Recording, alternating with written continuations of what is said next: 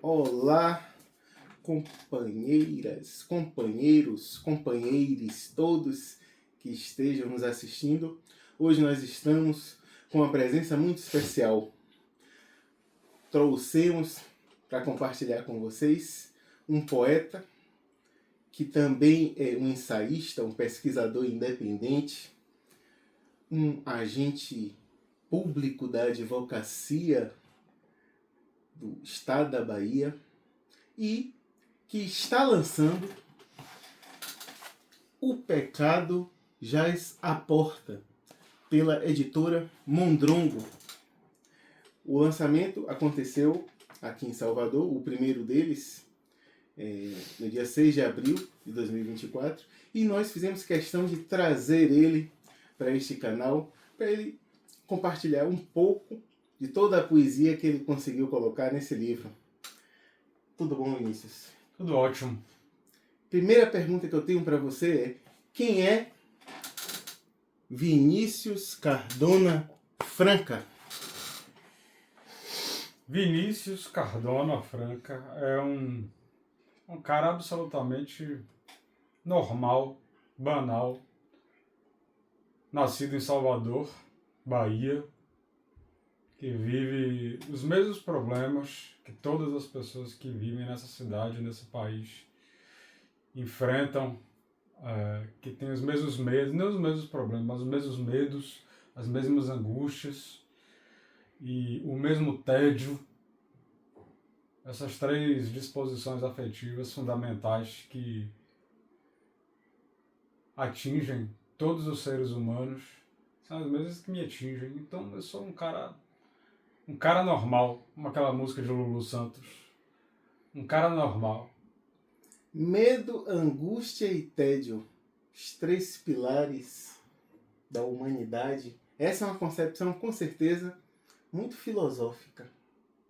E eu já gostaria que você se apresentasse em suas pesquisas acadêmicas também, para que nós deixemos sempre o mais profundo para depois, que é a arte, que é o que vai mais tomar o nosso tempo, mas para que o nosso ouvinte ou telespectador possa conhecer um pouco. O que é que você entende a respeito desses três fatores aí: o medo, a angústia e o tédio, né? Esse spleen que assolou no século XIX, principalmente, e que levou algumas pessoas ao suicídio e outras à poesia. Um caminho nem sempre mais seguro. Eu mesmo entendo muito pouco, né? Mas quem falava muito de angústia, acho que o primeiro grande pensador ocidental a falar muito, a trabalhar muito o conceito de angústia, ele tem esse livro, né? O Conceito de Angústia, esse escrito, foi Søren Kierkegaard. Depois dele, um grande pensador ocidental que vai falar disso, de angústia e, consequentemente, de medo e de tédio, é Martin Heidegger, né? Que é objeto da minha pesquisa atual, da minha pesquisa acadêmica. Para esse pensador alemão, né? Não aquele do bigodão, mas esse do bigodinho, né? Existem o ente, que é o homem, né? Que ele chamava de Dasein. Ele possui três disposições afetivas fundamentais, né? Que em alemão se diz Stimmung,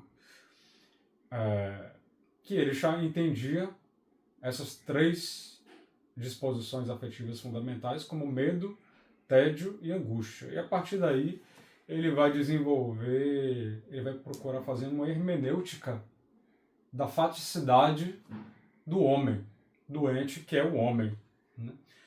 E ele vai procurar descrever fenomenologicamente o que é esse ente, o homem, ou o ser humano, né? O homem, a mulher, ou qualquer que seja a autodefinição de gênero, né? Não importa. O que é o ser humano, esse ente ser humano. E aí ele vai dizer que, entre outros, claro, nós somos dotados de milhares de afecções, a alegria, né? A tristeza, mas para ele, para ele, essas são as três fundamentais nas quais todos se desdobram. E a principal que define a nossa existência, a nossa passagem por esse mundo, é a angústia, por uma série de razões que aí a gente não teria tempo de falar aqui hoje. E talvez pouco interessem. Ah, não, com certeza interessam muito. Mas a questão do tempo, que também é uma questão muito heideggeriana, vai acabar sempre nos limitando mesmo. Além da filosofia, um de seus interesses é o cinema. E é um tema sobre o qual você costuma se dedicar com bastante afinco. Pode falar um pouco pra gente de suas referências, indicar algum cineasta, algum filme especial para quem esteja nos ouvindo? Eu sou um cinéfilo. Eu sou um cinéfilo. A minha relação com o cinema é uma relação de cinéfilo, de interessado e tenho procurado ler e escrever um pouco a respeito, ainda de forma incipiente. Mas é um tema que me interessa muito, teoricamente, para além da condição de cinéfilo, né? Mas o que me impressiona no cinema, não só a mim, acho que a todas as pessoas interessadas em estética, né, é o fato de que o cinema talvez tenha sido a grande arte do século XX. A grande arte do século XX não porque ela seja maior ou melhor que as outras artes, mas a sétima arte é a que melhor representa o século XX, porque o século XX foi o século da consolidação da técnica, né, e da tecnologia. Algo que começa a surgir ali no século XV, XVI, na modernidade, né? Quer dizer, não a técnica, né, mas o domínio, porque o ser humano, desde as suas origens primeiras, ele está nesse mundo mediante a técnica. Mas a partir do século XV e XVI, a técnica começa a fazer uma escalada de domínio de toda a nossa vida, toda a nossa existência. E vem crescendo no século XVII, XVIII, XIX, XX e no século XXI nós chegamos com o ápice da técnica, que é a inteligência artificial, né? Que é a internet e a inteligência artificial, que hoje faz a mediação praticamente de toda a nossa existência, né? Para o bem e para o mal. Só nos resta saber se será mais para o bem ou para o mal. O tempo vai dizer. Mas o que acontece com o cinema é que no século XX, né, que foi o século de consolidação da técnica no âmbito das artes, depois da fotografia, e quem vai falar muito bem disso, né, é Walter Benjamin, né, e depois Adorno. O cinema ele é um gênero artístico muito complexo e congrega uma série de elementos artísticos e técnicos, o que faz dele algo muito complexo e belo ao mesmo tempo, né? Primeiro, a base dele, que é a dramaturgia, né? A dramaturgia, o texto. Então ele congrega dramaturgia, ele parte do teatro, do texto, da imagem e da fotografia. E à medida que ele vai ficando mais complexo ao longo do século XX, ele vai se tornando cada vez mais uma arte difícil de se manejar tecnicamente, né? Para além da fotografia, da literatura e do teatro. Porque ele começa a se valer da computação gráfica, né, da inteligência artificial. Mas só com esses três elementos, né, até ali dos anos 20 até os anos 80, só com essa base, né, o teatro, a fotografia e a literatura, o texto, né, ele já é uma forma de arte que representa muito bem a ascensão da técnica do século XX. E é por isso, e é através da sua mídia, que é o filme, que é a grande tela, que ele arrebanhou tantos milhões de pessoas durante o século XX, como a literatura não podia fazer, como a fotografia não podia fazer, e muito menos o teatro. Então, ele se tornou uma forma de arte muito interessante, e é algo que me interessa muito do ponto de vista teórico também, além da contemplação artística do cinema. Em algum momento de sua vida, você pensou em ser ator de cinema, diretor, participar de alguma companhia teatral? Essas artes dramáticas, cinematográficas, elas fariam sua cabeça em algum universo paralelo? Ou quem sabe até daqui a pouco? Eu acho que todo mundo já sonhou, pelo menos uma vez na vida, em ser um jogador de futebol ou ser um astro do cinema, né? Todo mundo já teve esse sonho. Eu, particularmente, nunca sonhei em ser jogador de futebol, porque desde cedo ficou muito patente a minha total ausência de talento com a pelota. Também nunca tive o sonho de ser ator, não, embora eu admire muitos atores, os grandes atores, o teatro, o cinema. Então a minha relação é uma relação de espectador e de contemplação dessa forma de arte tão bela, que é a dramaturgia, seja no teatro, seja no cinema, né? Mas Marlon Brando, em diversas entrevistas, ele dizia que todos nós somos atores, na verdade, né? Quando ele dizia, quando alguém pergunta a gente tudo bem, automaticamente a gente responde, nós respondemos tudo bem, mesmo que tudo esteja péssimo, né? Então todos nós somos atores em potência, digamos assim. E muito antes de Marlon Brando, né, o grande mágico, o grande mago o grande mago inglês, William Shakespeare, já dizia, né, que o mundo é um palco. Então nós estamos todos nesse palco da existência, usando nossas máscaras gregas também, né, nossas personas.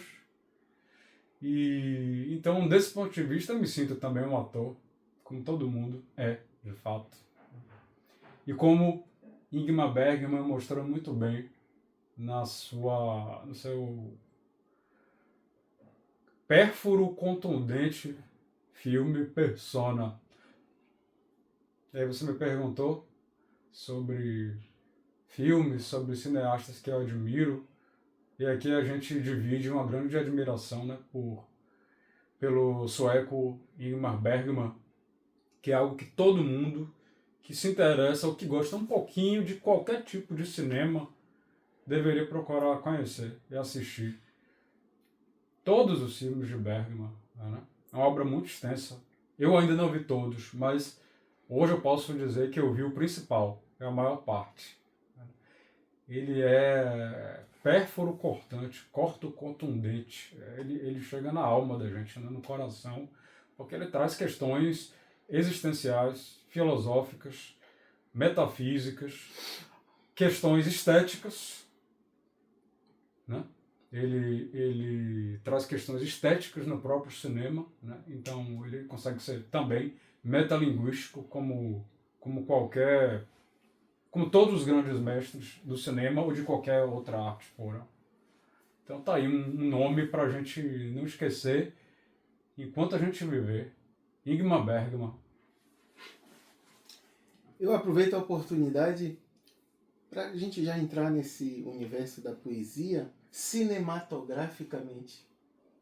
Que eu tive a oportunidade de ter acesso a alguns textos do seu livro antes de sua publicação e vou trazer para vocês, já pré-confessadamente, o meu texto preferido da sua coletânea, que no meu entendimento é um poema realmente cinematográfico, porque você trouxe enredo, você trouxe personagens, uma localidade, uma espécie de limbo entre uma colônia del Sacramento real e uma colônia del Sacramento imaginária, em uma situação que nós vamos discutir depois que eu recitar o poema. Afasia. Ao Antônio Carlos Belchior, no biênio de sua morte. Tenho a alma muda. Desaprendi a falar. Até conservo língua, palato, laringe, cordas vocais, memória, neurônios, mas um travo estranho na garganta não me deixa expressar. Cético, tão cético, que só uma certeza resta.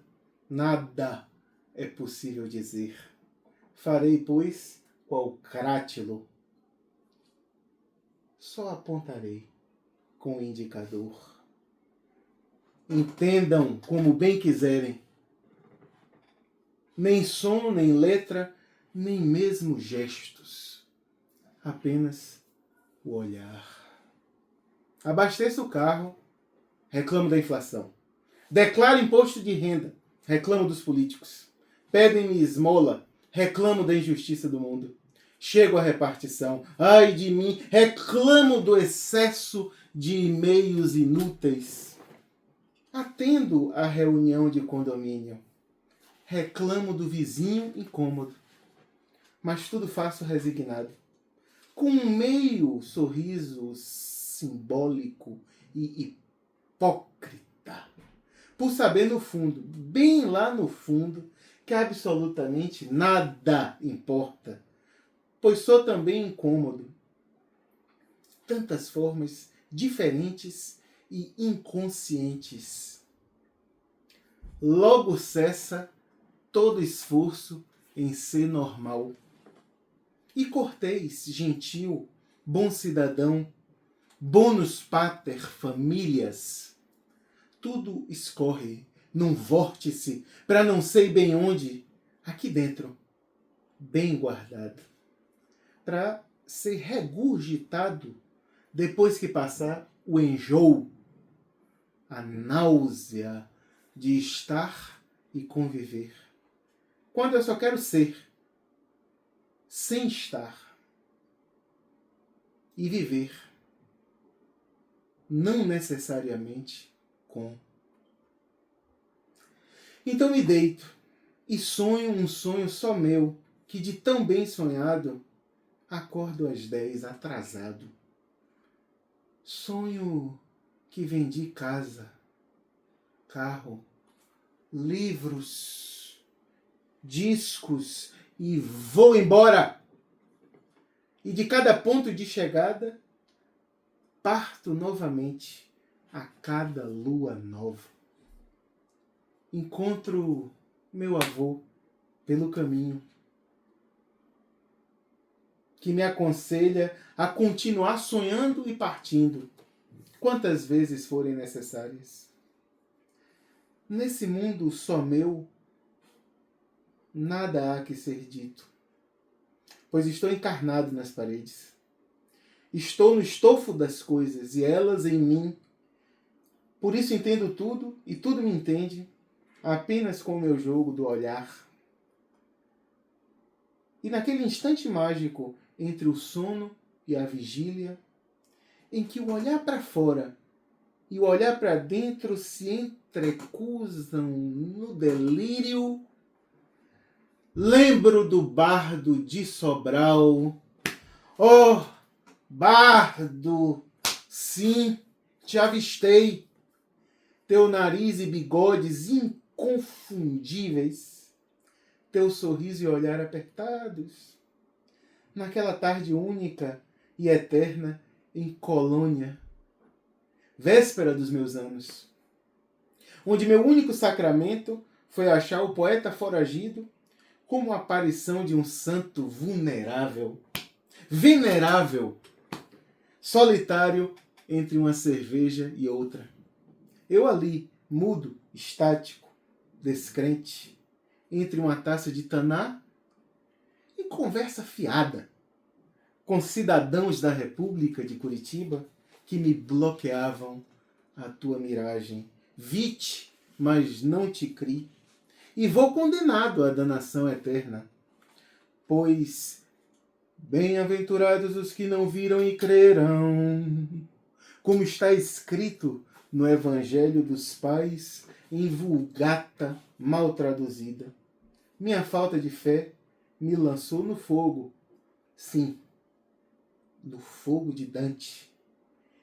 Quem então vertias para a língua de Camões? Agora sigo detido para sempre no limbo da tua divina comédia humana. Hesitei um instante entre um gole do Bontanar e a conta do bar Cisplatino. Teu espectro se foi para sempre. Hoje estou mudo, surdo, e o real já não existe. Sem compromisso com a verdade, sigo em minha estrada, com a doce e única certeza de que eras tu, Bardo, livre.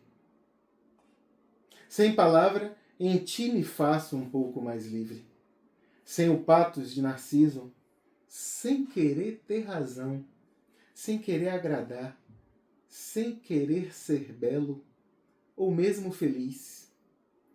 Essa tua arma quente, essa ideia velha do velho Abujanra, já não me interessa há muito. Não quero ser feliz. Quero ser livre. Quero ser livre e se isso não é tudo, assim já me basta. Um pouco de liberdade já é muita felicidade para uma vida inteira. Que maravilha! Rapaz... Muito bela declamação. Obrigado. Mas com um poema desse é impossível não ficar belo. Eu queria que você começasse dizendo pra gente se essa é uma história real ou fictícia. A de que você avistou Belchior em alguma viagem que você fez para o Uruguai. Esse poema tem um pouco de tudo. Tem um poema em verso livre. Ele tem muito de real, muito de imaginário. Tem influências poéticas. Tem influências muito fortes e diretas, não citações literais, mas indiretas, muito fortes a Manuel Bandeira. Tem muito de Manuel Bandeira na primeira parte desse poema. Eu só constatei isso depois, claro. Mas essa parte real, imaginária aí, se tratou de uma viagem que eu fiz para a Argentina e para o Uruguai em 2016, né? E eu estava em Colônia del Sacramento, Uruguai, 2 dias antes do meu aniversário, em 2016. Isso deveria ser 18 de abril de 2016, mais ou menos. Eu cruzei de Buenos Aires, né, com o catamarã. Cruzei o Rio da Plata e passei alguns dias, passei aquele meu aniversário em Colônia do Sacramento. E naquela época existia a notícia de que Belchior tinha sumido, que estaria no sul do país, no Rio Grande do Sul, né? Não se sabia exatamente onde ele se encontrava. E eu estava lá, eu, Luciana, minha esposa e minha mãe, Dina, né, para comemorar o meu aniversário em Colônia. E eu estava no centro histórico, exatamente conhecendo o centro histórico de Colônia, né, que é um belíssimo lugar, né, muito parecido com o centro histórico de Salvador em muitos aspectos, pela colonização portuguesa no local, né, mesmo que breve. E eu estava num bar-restaurante almoçando. Tinha alguns turistas brasileiros por ali. E minha mãe saiu por um momento para fazer aquelas comprinhas de turista, né? Minha esposa foi ao sanitário e eu fiquei só na mesa. E aí eu vi lá 2 ou 3 meses depois, uma figura que me parecia bastante familiar, né? Com cabelo curto, cortado, um bigode muito generoso, um nariz protuberante, típico, né? E naquele momento eu achei que se tratava de Belchior. Como eu sou bastante tímido, eu não gosto de ir falar com celebridades, eu não fui lá perguntar. Mas a desconfiança foi aumentando, porque eu percebi que ele era muito familiar dos garçons e nesse momento o bar-restaurante ficou vazio. Do nada, os turistas foram embora, ele sentou e só ficamos eu e ele, à distância de 3 mesas. E eu notei também que os garçons o conheciam, falavam com ele já pessoalmente com uma certa naturalidade, um pouco de intimidade, e vice-versa, ele tratando os garçons como se frequentasse aquele local. E eu achei muito parecido com o Belchior, muito parecido. E eu falei, é ele, é muito parecido, só pode ser ele.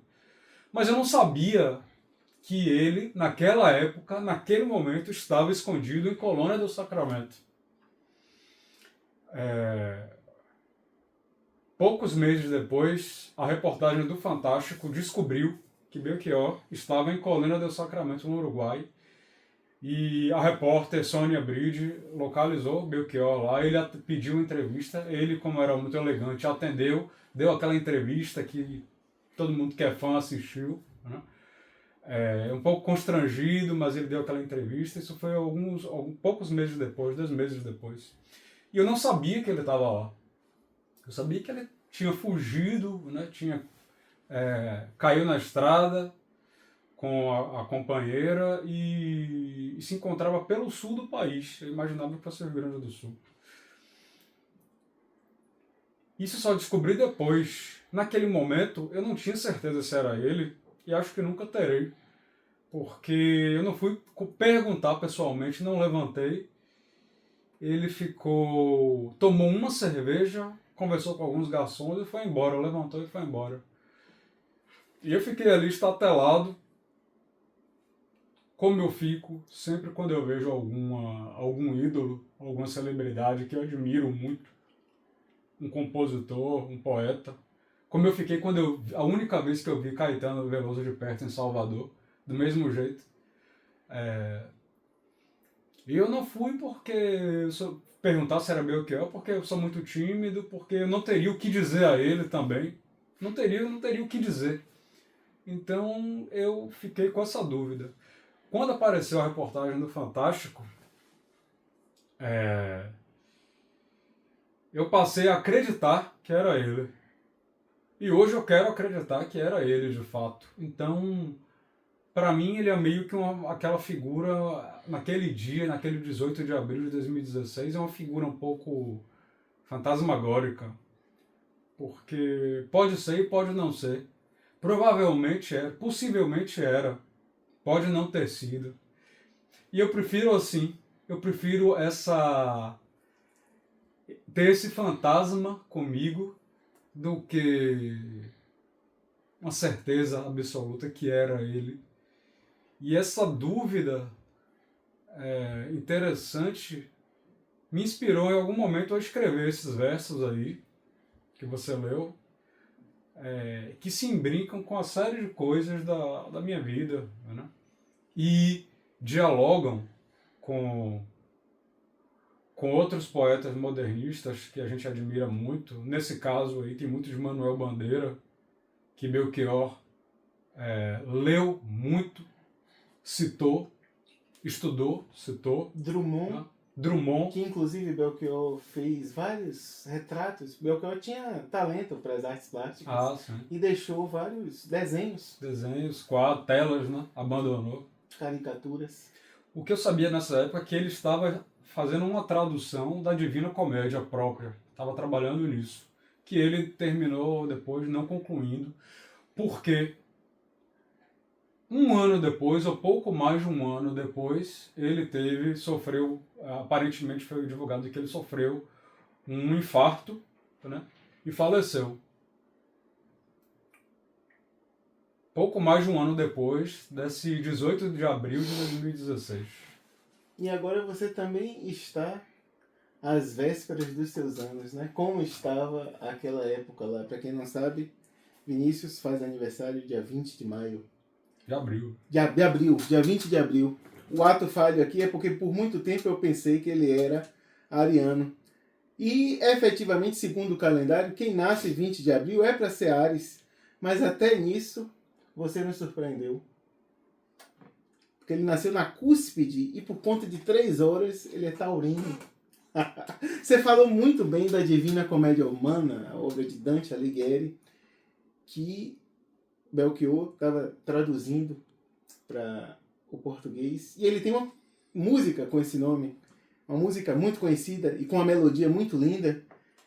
Todo mundo sabe, mas que fala mais ou menos assim: estava mais angustiado que um goleiro na hora do gol quando você entrou em mim como um sol no quintal. Aí, um analista amigo meu disse que desse jeito não vou ser feliz direito.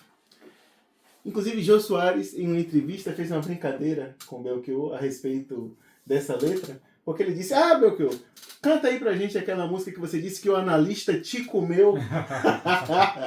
E você também faz em seu livro menção a um analista, no poema Ver e Crer. Agora, antes de você falar disso, eu queria fazer um comentário interessante sobre a canção Divina Comédia Humana.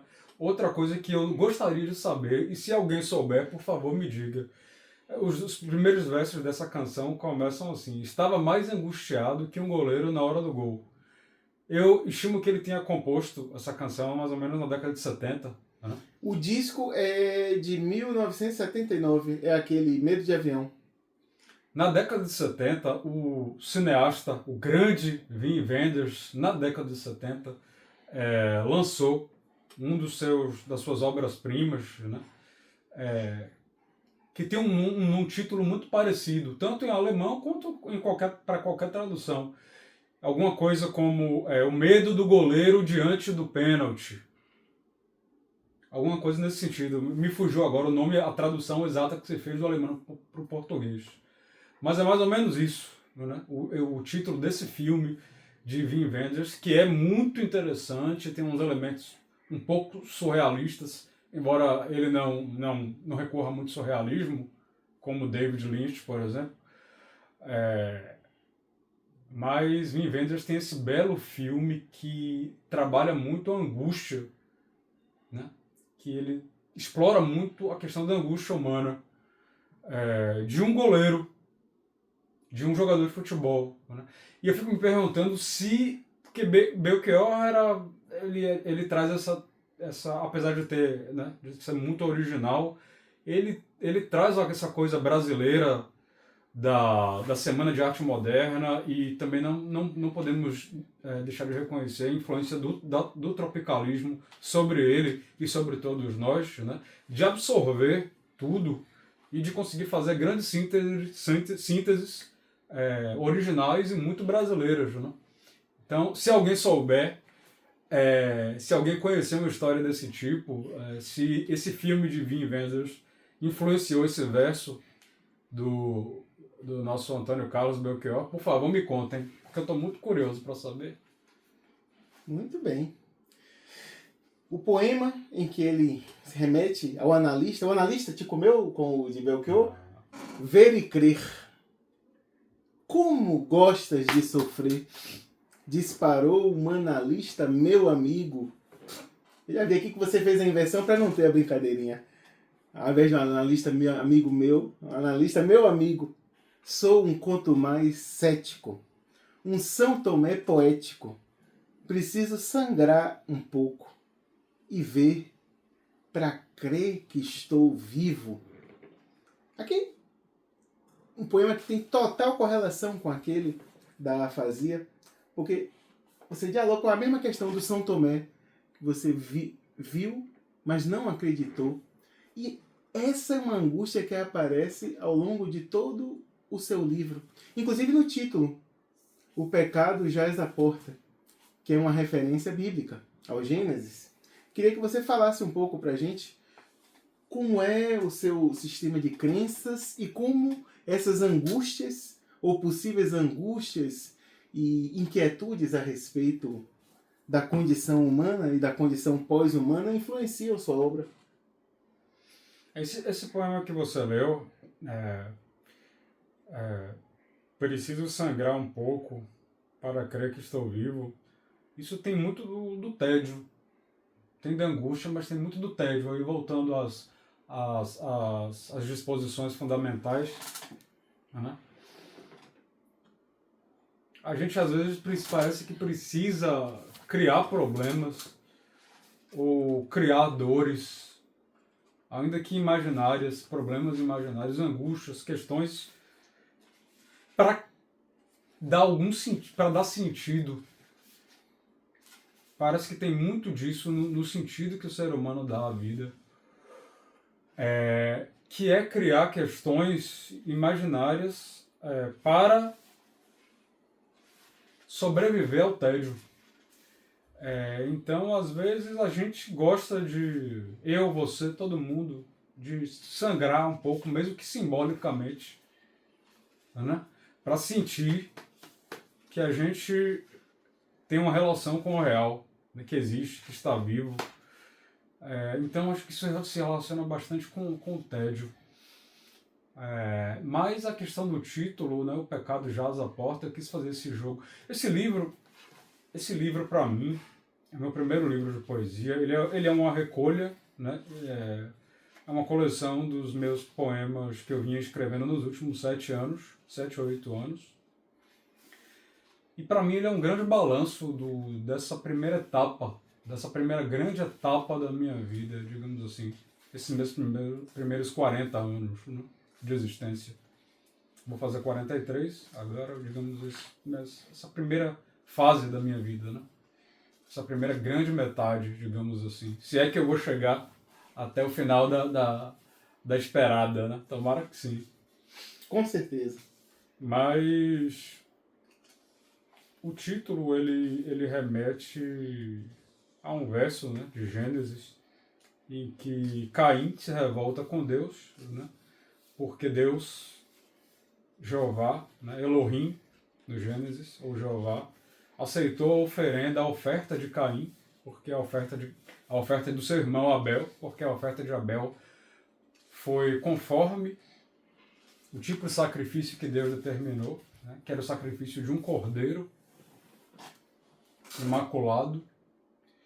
E Caim, desobediente, resolveu oferecer os frutos que ele produziu, os frutos, os legumes, as hortaliças, o fruto da terra que ele plantou, desobedecendo o que o Criador determinou. E aquela oferta não foi aceita.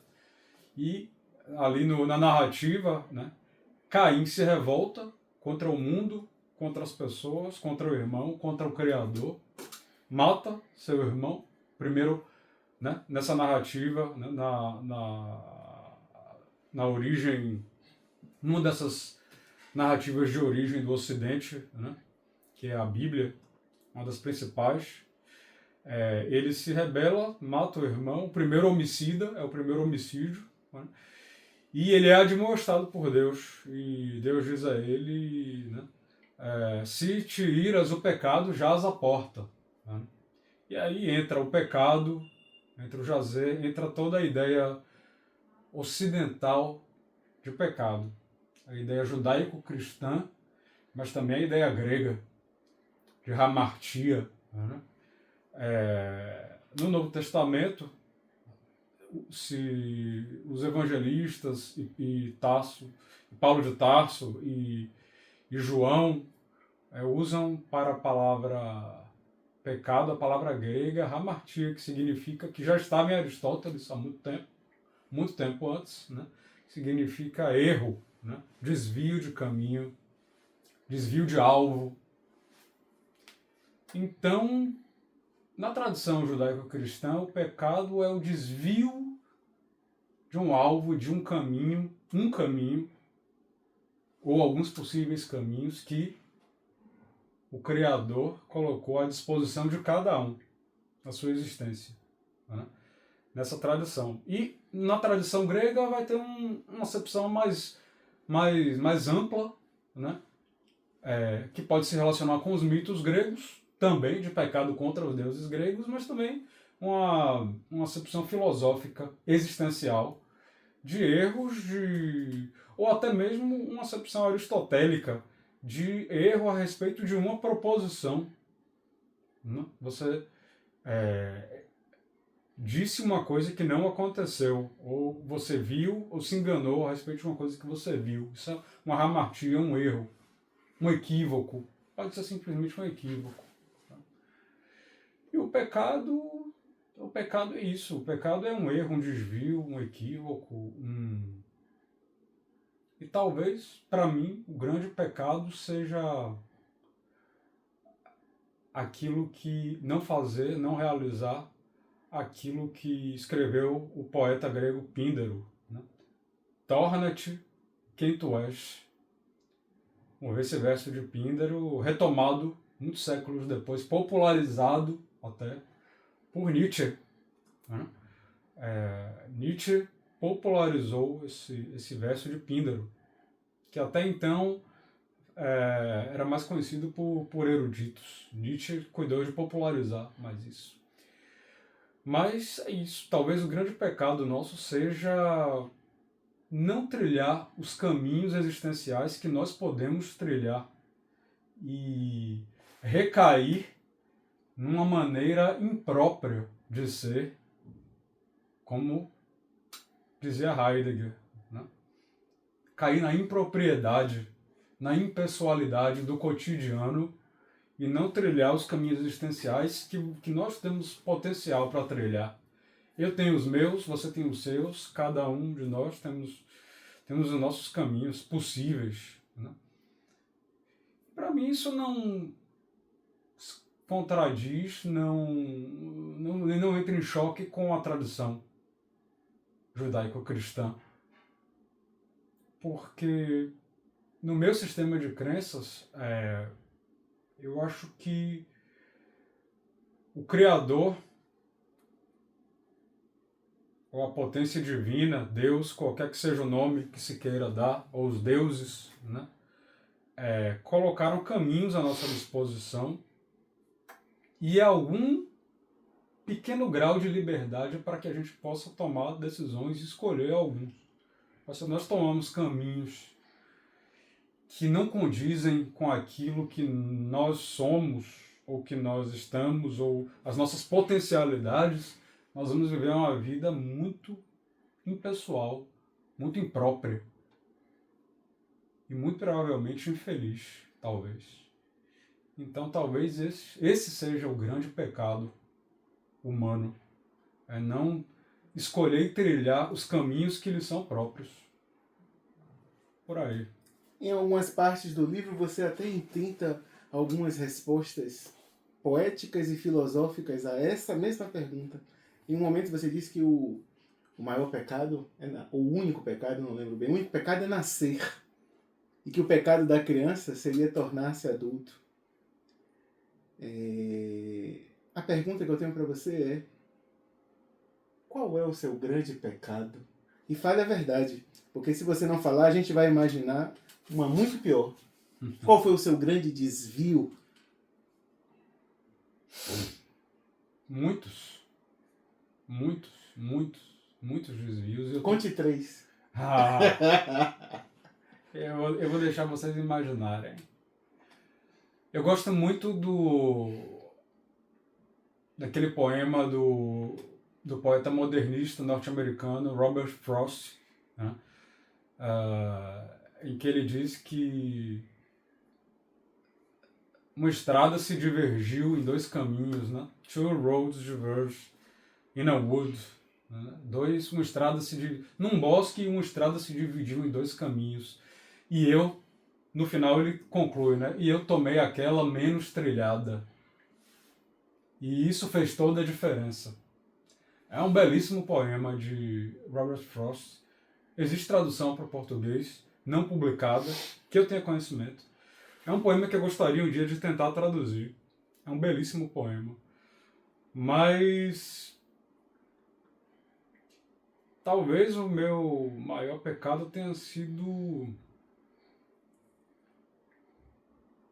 em muitos momentos em que eu poderia ter feito isso, não ter sido mais eu mesmo, não ter me tornado mais eu mesmo. Pecado esse, ou desvio esse, que felizmente eu ainda tenho condições, por estar vivo, de tentar corrigir, de buscar caminhos que me levem a mim mesmo, como todos nós.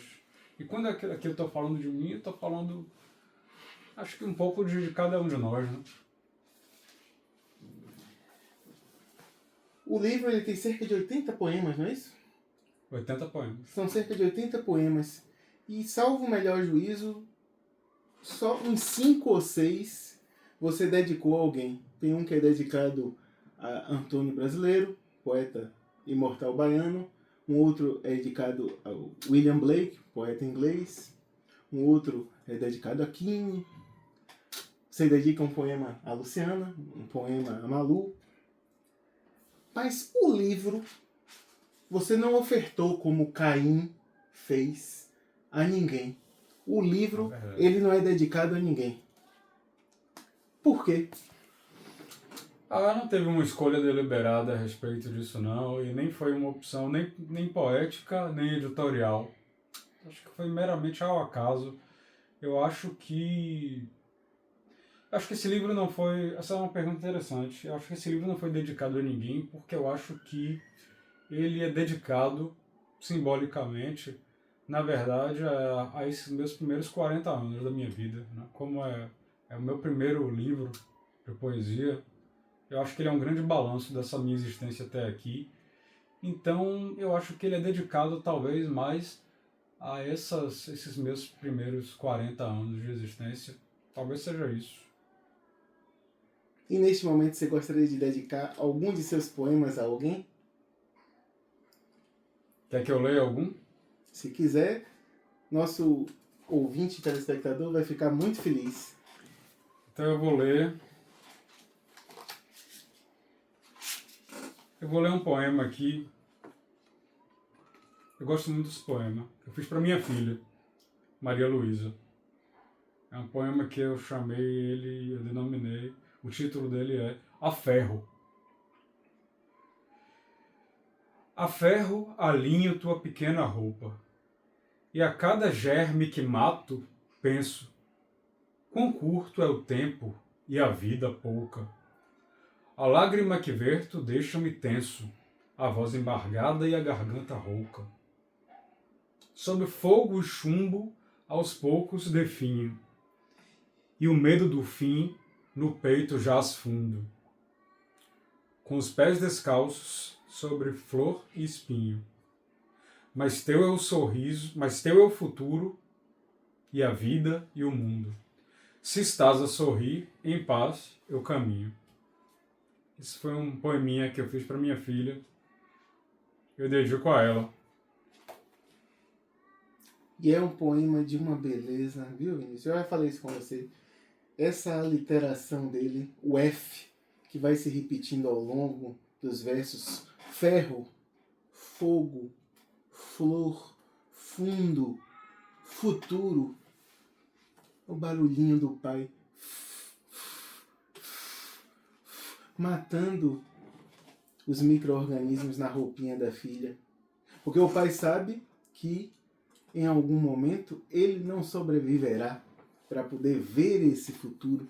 E isso também o angustia, mas o deixa feliz pela possibilidade fenomenológica da continuidade. Há no seu livro uma certa idealização da questão da infância. Em muitos momentos você evoca um personagem infantil e você fala que em criança há toda a existência que basta, ou você faz um haikai dizendo que o poeta é uma criança, ou em um determinado momento você fala que você se recusa a crescer como se você fosse poeticamente instado a permanecer dentro de um ciclo de síndrome de Peter Pan, Peter Pan. que é aquela recusa à vida adulta. Mas, por outro lado, nós sabemos que, às vezes, a infância, e sobretudo numa perspectiva psicanalítica, é um momento da vida em que se estabelecem os traumas que nos definem. Porque nós temos traumas ao longo de toda a vida, mas os da infância ficam cifrados profundamente por serem os primeiros. E nem toda infância é um momento só de flores. Me parece que, por exemplo, seja uma metáfora adequada de você pensar, aquele tempo da escola era bom, eu tinha amigos, tudo, mas será que eu gostaria mesmo de voltar para assistir aquelas aulinhas de 50 minutos, ouvir o sino, trocar uma aula para uma outra, ter que fazer lição de casa? Será que seria isso mesmo? Aí essa é a pergunta. Isso é uma obsessão pessoal? É um jogo de linguagem? Ou você deliberadamente cede a uma perspectiva ultra romântica e vê nesse passado infantil uma válvula de escape para uma vida adulta que, inserida em um mundo de caos, em que as pessoas estão presas ao celular e não veem o pôr do sol ou brincam com um gatinho ou um cachorro? Se não seria, então, uma vivência sem sentido a adulta, nessa perspectiva? Tem muitas coisas aí na sua pergunta. O escapismo, né, é um recurso poético muito tradicional, dos mais comuns. E bem romântico. Romântico. A moda do Byron, né? Todos os românticos, né? Schiller, Hölderlin. Mas Hölderlin tem muitos poemas, né? Voltados à infância, ao passado. Aí eu quero citar Fernando Pessoa, né? De aquele poema dele, em que ele diz: vive no presente, dizes, mas eu não quero o presente. Eu quero as coisas como são. Se eu não me engano, Caeiro, né? Se eu não me engano, Caeiro mesmo, Alberto Caeiro. Mas o recurso ao passado, o retorno ao passado, é realmente algo muito meu. Está presente nessa obra aqui, nesses versos, talvez em demasia, né? Agora, poeticamente falando, eu não gosto muito de falar em sublimação. Desse ponto aí eu concordo um pouco com o grande, admirável Antônio Brasileiro, né? No seu grande ensaio da inutilidade da poesia. Ele defende que a poesia, ela não pode ser tomada como sublimação. Ela só faz sentido, a ideia de sublimação, ela só pode fazer sentido para a psicologia, para a psicanálise, né? Para uma visão psicanalítica da arte. Mas para o artista e para o poeta, para todos os artistas, a arte, ela não pode ser só a sublimação, né? A compensação, o escape. Ela pode ser isso também, mas ela deve ser também representação. Lembrando aí um pouco do italiano Benedetto Croce e o que ele trazia de Hegel a respeito da arte, né? Tem que ser entendido mais como representação para o poeta do que para a ideia psicanalítica de sublimação, de escape, né? Mas você está certo, o recurso ao passado, o retorno à infância, é algo bastante comum nessa obra aqui, né? Como é para muitos escritores também, e principalmente para muitos poetas na tradição modernista e outras tradições também, no romantismo, né? A capa do livro, ela não deixa por menos, né? Aliás, essa é uma bela capa aqui, desenhado por meu grande amigo Maurício Oliveira. Queria mandar um grande abraço para você, Mal. Foi uma pena que você realmente não pôde estar presente no lançamento. Você fez uma falta muito grande, mas o motivo foi justificado. Foi um motivo justo, né? Mas meu grande amigo, artista visual, designer, Maurício Oliveira, Luiz Maurício Oliveira, fez essa bela capa aqui, representando exatamente um menino, né, em que ele se projeta para um adulto artista, para um trompetista, um tocador de jazz, né? E então eu acho que essa capa representa muitos desses poemas que estão aqui, né? É uma bela ilustração e daqui nós podemos aurir muitos sentidos. Esse que eu disse é apenas um dos sentidos possíveis. Eu já ouvi pelo menos 3, 4 ou 5 interpretações, o que é ótimo, né? O que significa é que a ilustração é muito rica, né? Não sei, talvez até mais rica que os próprios poemas, né?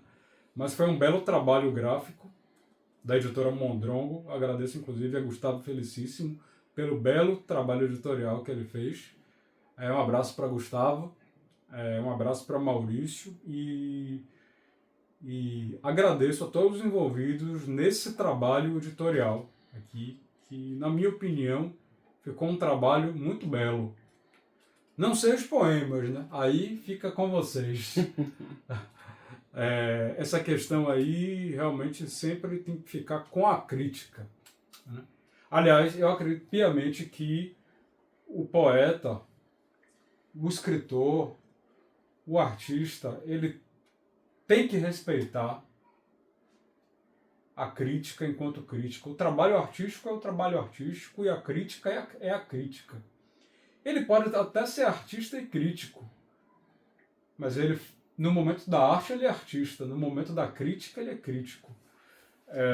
Misturar as duas coisas é complicado. E entrar em polêmica com a crítica, eu acho, embora você não tenha me perguntado isso, mas já vou dando minha opinião, eu acho uma grande perda de tempo, né? Eu tenho visto escritores admiráveis, verdadeiramente admiráveis no nosso país, premiados, entrando em polêmica com a crítica, né? Que eu acho que,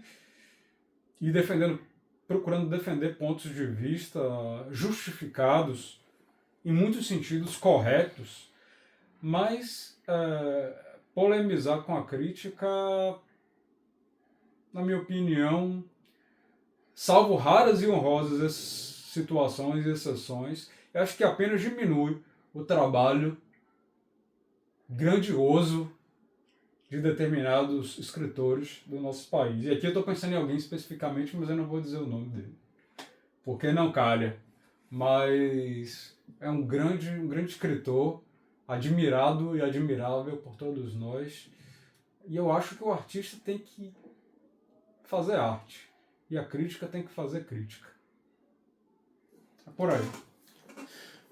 Seu nome, e parece que Wittgensteinianamente o nome acaba definindo às vezes a existência. Vinícius, que é o nome do grande poeta, e Vinícius de Moraes, João Cabral de Melo Neto. Se nós formos pensar nos modernistas, existem muitos outros. Se nós formos pensar nos Árcades, todos, Cláudio Manuel da Costa, Tomás Antônio Gonzaga. Se nós formos pensar nos românticos, o nosso conterrâneo Castro Alves. Se nós formos pensar nos barroco, até no barroco, Gregório de Matos e Guerra era desembargador. Por que neste país, desde sempre, tantas pessoas da área do direito fazem poesia? É a primeira pergunta. E a segunda é: por que você, sendo um poeta nato, resolveu fazer também direito? E essa é a segunda pergunta. São perguntas difíceis de se responder. A primeira é um pouco mais fácil.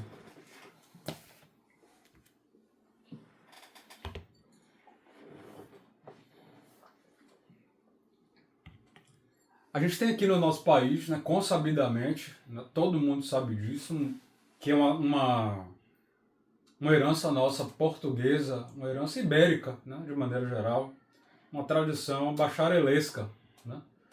A tradição do bacharel que se consolidou, se manteve ao longo da nossa história colonial, imperial, depois da nossa independência, toda a nossa história republicana e da nossa história cultural.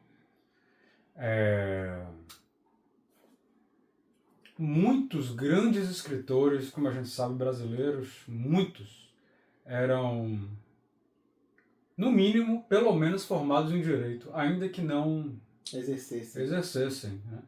Então, Oswald de Andrade, né, só para citar inúmeros. Né? Raul Seixas. Não terminou, mas chegou João a passar. Baldo Ribeiro. Né?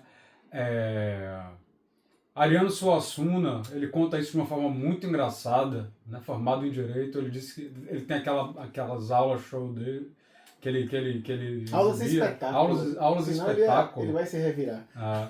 Aulas espetáculo, né? Em que ele dizia, só existiam 3 opções, né? Para quem ia fazer um curso superior no Brasil. Ser médico, engenheiro ou advogado.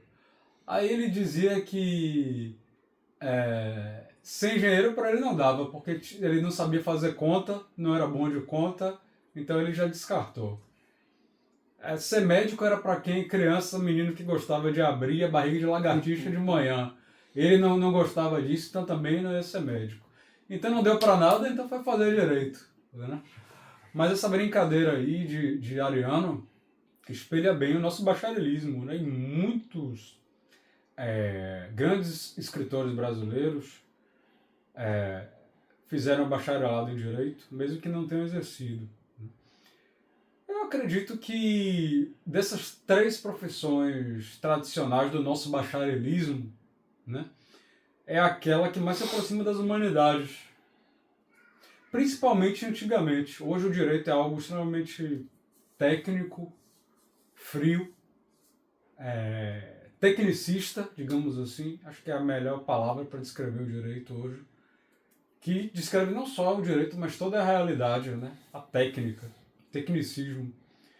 Mas a gente sabe que no início não era assim. No século XIX, na nossa colonização, os bacharéis, os filhos abastados dos colonos ou mesmo dos brasileiros, né, iam estudar em Coimbra e estudavam direito em Coimbra, mas era uma formação, era uma Bildung, uma formação muito ampla, uma formação verdadeiramente humana, antes de se aprender leis. Então se aprendia latim, se aprendia até, às vezes, mesmo um pouco de grego. Né? Se o bacharel em Direito, antes de se bacharelar em Direito, tomava contato com um pouco de filosofia, tomava muito contato com a tradição literária ocidental. Então, os antigos bacharéis, até o início do século XX, ou até, digamos, talvez ali até os anos 40, eles tinham uma formação humanística muito forte, né? Diferente da nossa geração, que já recebeu uma formação puramente técnica, né? Tecnicista e voltada para o mercado de trabalho. Né? Então, respondendo a sua primeira pergunta, eu acredito que muitas pessoas, ao longo da nossa história, foram estudar direito, grandes escritores ou outros artistas, né? Ou por imposição paterna, ou pela necessidade material de exercer um ofício, né?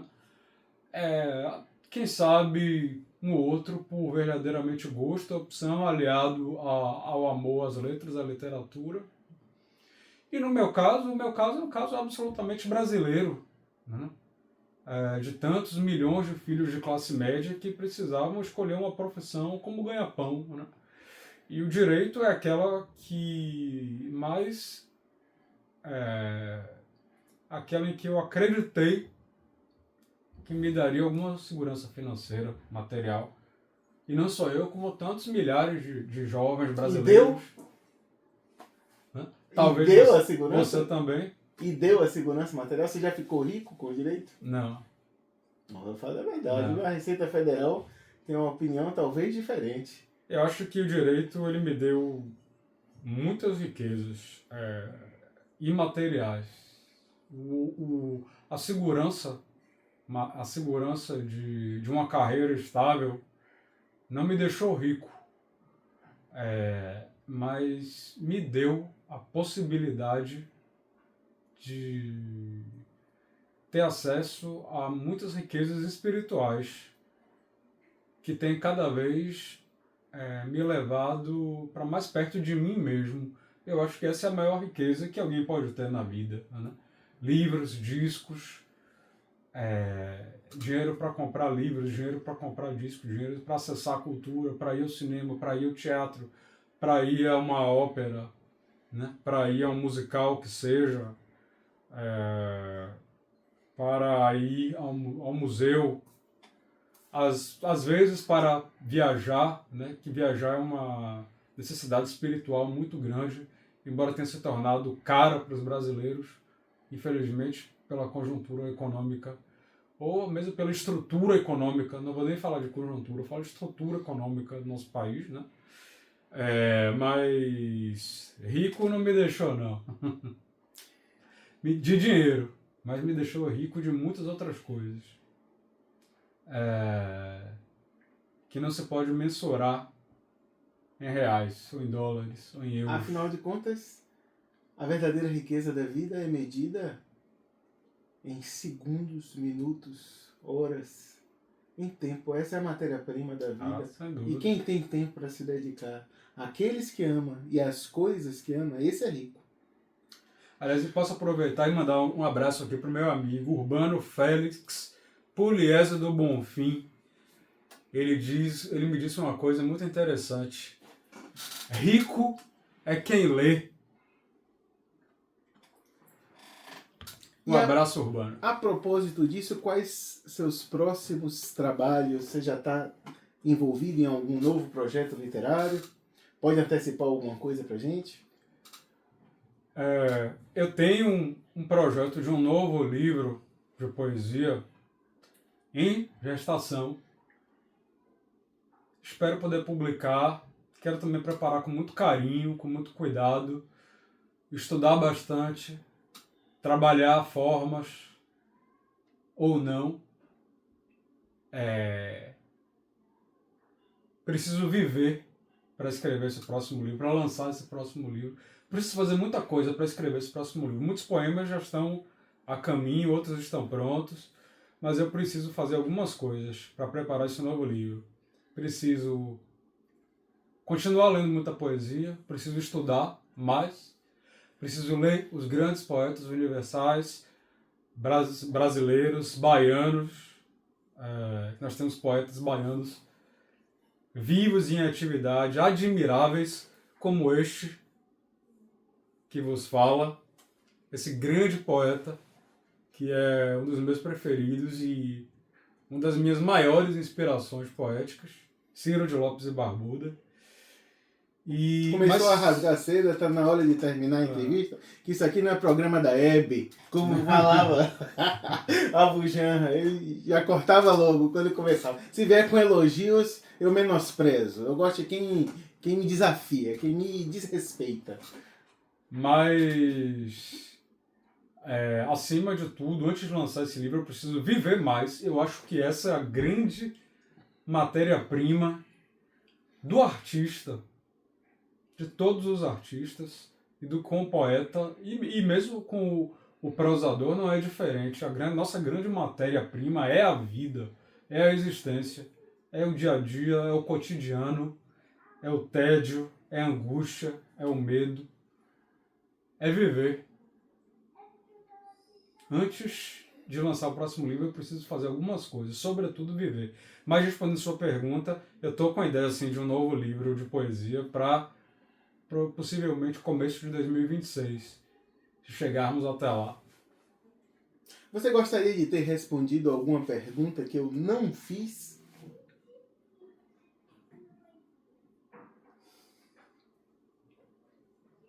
Eu gostaria de...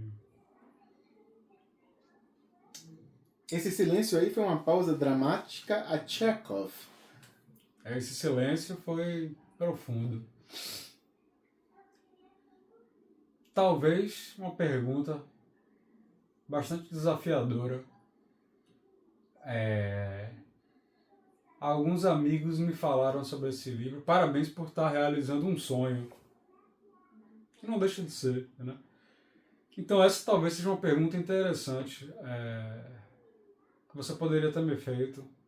Você realizou um sonho? Esse livro te fez mais feliz? Responda. Sim e não.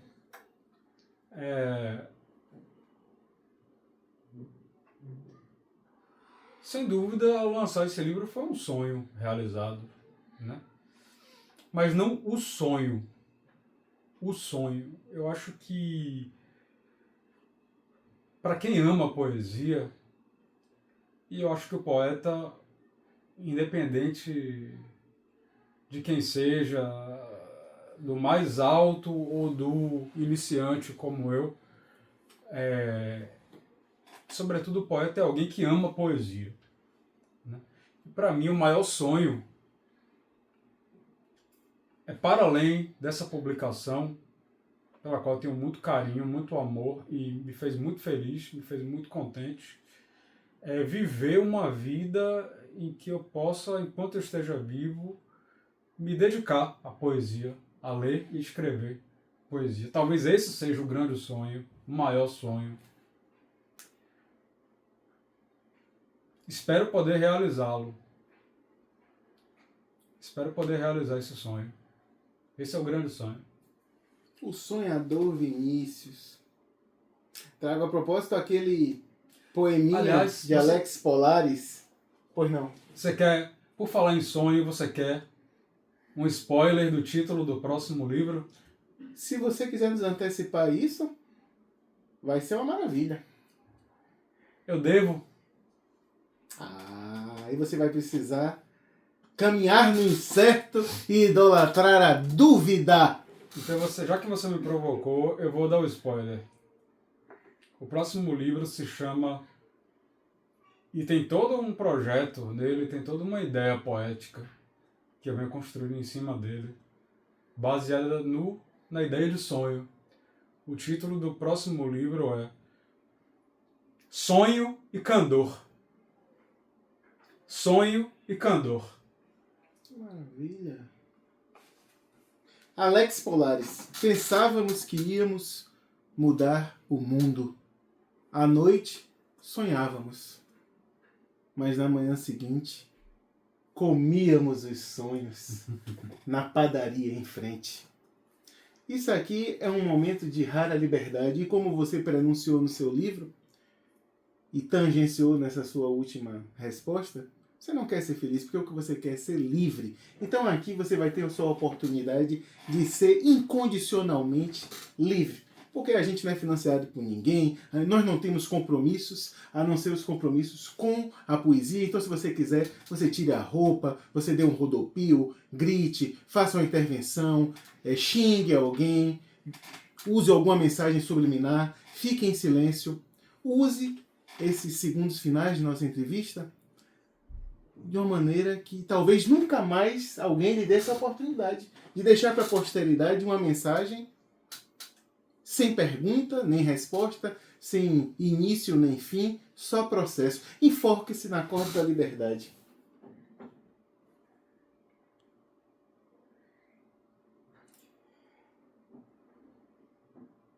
Também talvez isso só seja visto por 2 ou 3 pessoas. Mas paciência. Entendeu? Nós fizemos nossa parte. Não, se depender da qualidade do entrevistador, vai ser... Aí o YouTube vai pagar para exibir essa entrevista. Não, já que o momento é livre, então vamos deixar que a poesia fale por ela mesma, porque só ela interessa. Muita gente ainda não se atentou. Aliás, eu posso aproveitar a oportunidade de fazer alguns agradecimentos. Liberdade total. Quero agradecer imensamente ao escritor da orelha do livro, desse texto maravilhoso e desse lindíssimo soneto que está na contracapa do livro, feito por uma das minhas maiores inspirações poéticas, Ciro de Lopes e Barbuda. Um lindíssimo soneto que ele fez em homenagem a essa publicação, né?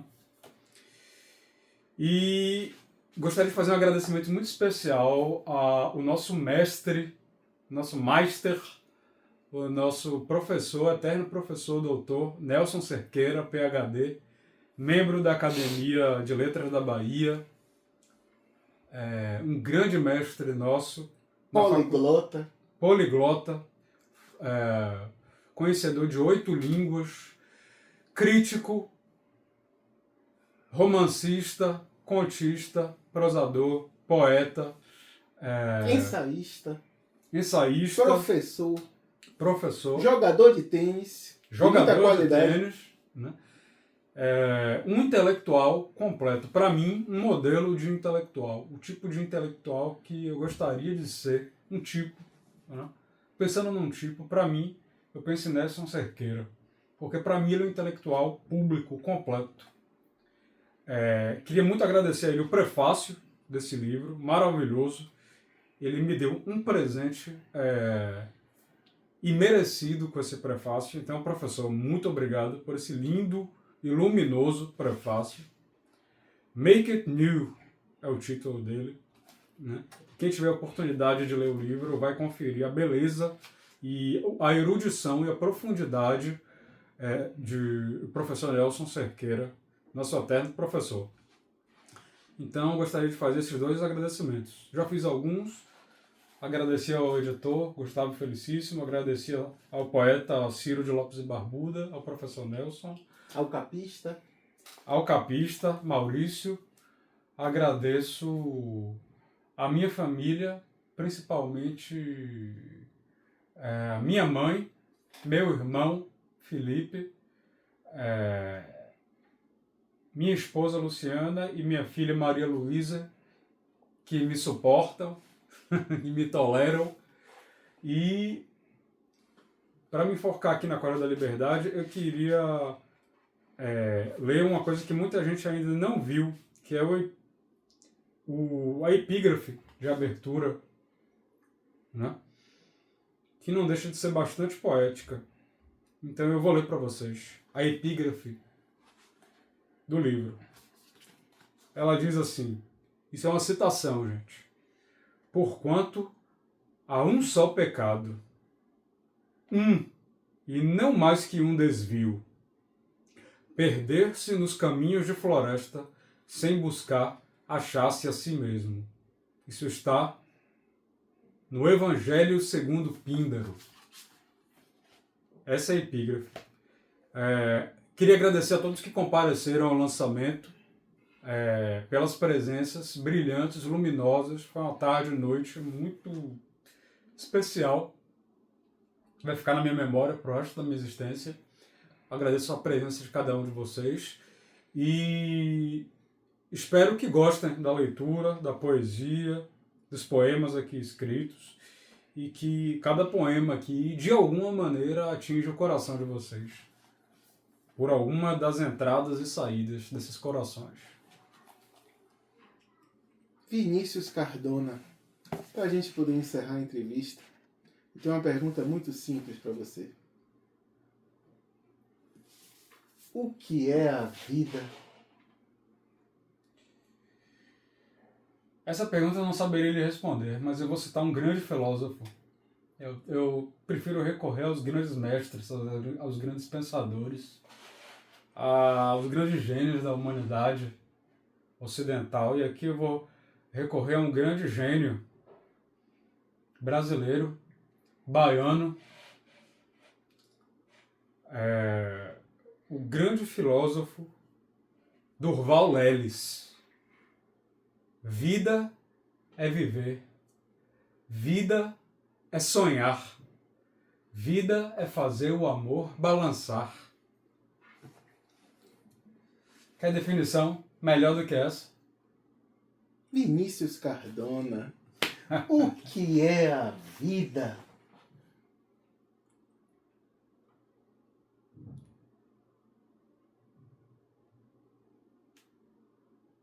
tacar um abraço, que é a única parte falsa dessa entrevista. Esse aqui é o novo Antônio Abujanra do O Brasil. bruxinho. Até a próxima.